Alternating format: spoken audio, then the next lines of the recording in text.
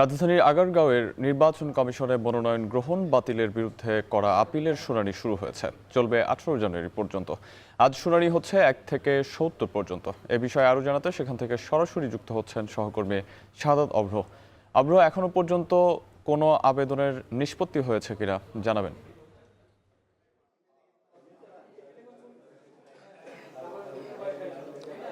সাহাব, এই মুহূর্তে কিন্তু শুনানি চলছে। তবে এই যে পুরো 1 থেকে 70 সেটি কিন্তু আজকেই শুনানি নিষ্পত্তি হয়ে রায় হবে না, বরঞ্চ রায় হতে কিন্তু 12 তারিখ অবধি অপেক্ষা করতে হবে। 12 তারিখে রায় ঘোষণা করার কথা রয়েছে। ইতিমধ্যে নির্বাচন কমিশন গতকালকে একটি বিজ্ঞপ্তির মাধ্যমে জানানো হয়েছে যে আজকের যে ধারাবাহিকভাবে 1 থেকে ক্রমিক 1 থেকে 70 পর্যন্ত, যেটি কিনা প্রথমেই রংপুর 3 আসনের শাহ আলম চৌধুরী থেকে শুরু করে এই যে শুনানি চলবে কিন্তু ঠিক 70 পর্যন্ত। সেই সময় পর্যন্ত কিন্তু এখানে যারা কিনা অপেক্ষমান আছে 70 পর্যন্ত, প্রত্যেকেই কিন্তু তার সাথে করে দুজন করে সঙ্গী নিয়ে ঢুকতে পারছেন নির্বাচন কমিশনের যে সচিবালয়, সেই সচিবালয় অডিটোরিয়ামে। সেখানে কিন্তু আপিল নিষ্পত্তির যেই ব্যবস্থা সেটি করা হয়েছে।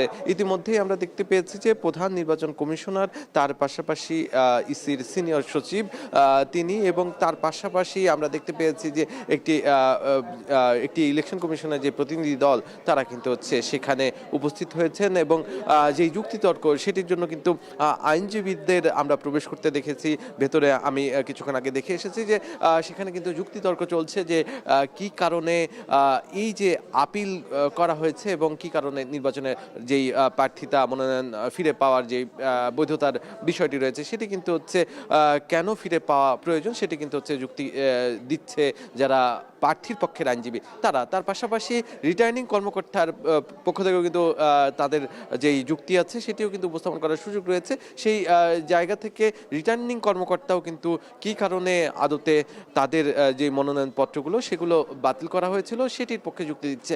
সেই ক্ষেত্রে এই যে সময়টা পেয়েছে 10 তারিখ পর্যন্ত, 9 তারিখ পর্যন্ত, সেই সময়ের মধ্যে যদি সেই বিষয়গুলো সুরাহা করে কিংবা নিষ্পত্তি করে, সেই বিষয়গুলো সমাধান করে, সেই ক্ষেত্রে কিন্তু বলাই চলে যে তারা এই যে মনোনয়নপত্রের যেই বৈধতা সেটি ফিরে পেতে কোনো বাধা আর থাকলো না, এমনটাই কিন্তু নির্বাচন কমিশনের পক্ষ থেকে জানানো হয়েছে। প্রার্থীরা বলছে তাদের প্রার্থিতা, এখানে আসা প্রত্যেকেই এখানে এসেছে প্রায় 650 প্রার্থী, তারা প্রত্যেকেই কিন্তু বলছে তাদের প্রার্থিতা ফিরে পাবে। এই ছিল আমার কাছে নির্বাচন কমিশন থেকে সর্বশেষ।